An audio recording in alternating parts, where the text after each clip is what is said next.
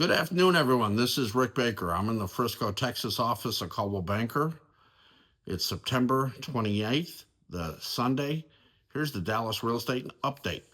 What's happening is we're coming out of summer and there was a tremendous amount of inventory, and the buyers were not engaging and the sellers were dropping prices because there's a ton of inventory out there.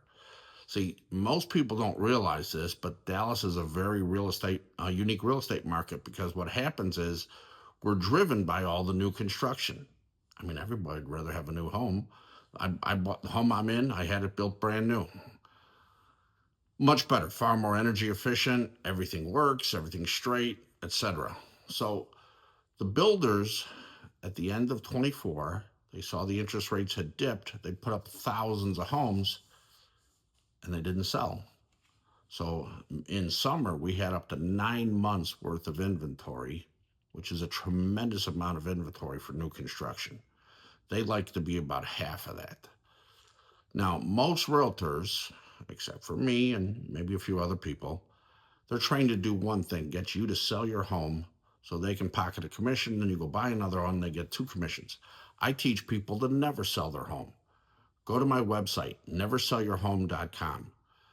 I create generational wealth for families by telling them to keep the first home, go buy a second home, rent out the first one. It'll change your children's lives.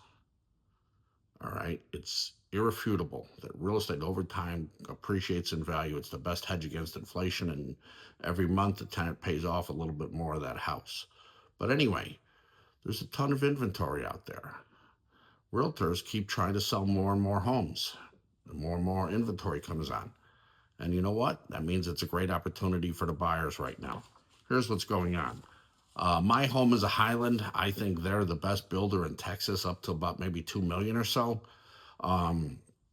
Highland can't sell homes, and they're the finest quality builder that I know, up to 2 million.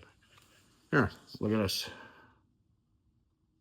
That's up till end of October. What they're doing is they're giving a $10,000 realtor bonus just for me to bring a buyer. Now, I think it's unethical for a realtor to take a bonus, so I always give that to the buyer. So, but that tells you, and that's before the negotiations even. You know what? An extra $10,000 might make it easier for you to buy a home. All right, and they'll give you closing costs. Plus, Highland is running an incentive right now as well. You get 30-year fixed, 4.99 fixed rate interest. 30-year fixed, 4.99. Now, some people are waiting for the interest rates to drop. If you can get 30-year fixed at 4.99, what are you waiting for? You know, the builders have a tremendous amount of inventory. Here's another one. I'm not a fan of this builder. They're okay. I mean, they're on an ABC schedule. They're a B. Here you go. Bloomfield, same thing, up till the end of August. What happened is this inventory is going to start to dry up. The interest rates have dropped, thank you, President Trump, to 6.25%. That's where we're at right now. The U.S. Commerce Department just came out last and did the studies for August sales of 2025, and they compared it to August of 24. We're over 1% lower on the mortgage rates. Back then we were over 7, now we're at 6.25. Guess what happened to the house sales? This is Fortune magazine. 20%. It was actually like 21%. Year over year increase, because there's tremendous amount of new homes out there for sale. People have been waiting for 3 or 4 years to buy a home, so you've got all that pent up demand. And as the interest rates drop, by the end of the year, it's going to be below 6%. You're going to see a ton of new buyers enter the market. Here's something. In the last 2 weeks, since the rates dropped, read that. Mortgage applications, the highest since COVID. The highest since COVID. Nobody decides to go apply for a mortgage, pull the last couple of years of tax returns, do verification of income, year-to-date payroll, because they have nothing to do today. when they apply for a mortgage, it's a conscious act and they want to go out and buy a home.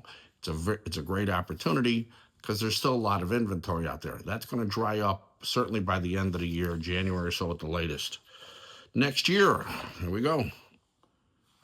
Fannie Mae. They expect home sales to jump 10% year over year. If you got 10% increase in sales, not price, 10% in the number of homes sold, you're going to soak up that inventory extremely quickly. And what you're going to see, here's that article, August 25, home sales up over 20%. Right now there's a tremendous amount of inventory and you can go out and steal a house. I've put 4 houses under contract in the last 40 days for buyers. All of them are home run felony theft type of deals. All right, here's some more headlines. 20% increase. Now, when the home sales soak up all this inventory and the rest of the buyers wake up, you're going to see happen is this. Here's the fun little fact.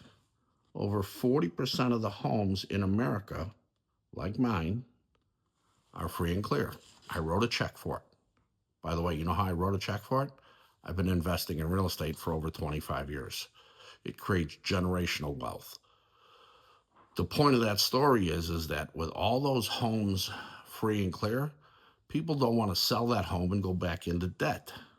So those homes don't come up for sale. In addition, you have the COVID interest rates, which is a once in a lifetime event. Something like 65 to 70% of the homes in America have the COVID rates. They're not going to sell. If you had a mortgage rate of 2.5%, you would need a really huge motivation to sell that house because people are able to live so much more affordably. They're not going to sell. So when the buyers return, January, February, March, when the cyclical nature of real estate kicks in again for spring of 26, they're going to be looking at not too many homes and the prices are going to go up because most homes in America, again, have the low COVID rates. They're not selling. 40% of the homes in total are free and clear and they're not going to sell. So what are those homes the people that are looking to buy next year? They're going to be chasing a very small number of houses. Think COVID buying wars again. It's going to happen. So it's a huge opportunity right now till the end of the year where you can go out, rent out your current home, and buy another one. I specialize in renting out homes for people while they're still living in it. Then they go buy the other one, and then that way your mortgage payment on the first one is paid for. Right now, I have 4 homes listed for lease for other clients that are doing the exact same thing. Once you know how to do it, it's easy. So again, this is Rick Baker with Coldwell Banker in Frisco, Texas, north of Dallas. Little bit about me. Last year, I was named top 4% in the world for Coldwell Banker, and I was an investor before I was a realtor. At my peak, I owned dozens of rentals at the same time, and I teach people how to create that generational wealth so you can have a better life for your children and have a better retirement for yourself. Give me a call. Besides, when was the last time a realtor told you not to sell a home?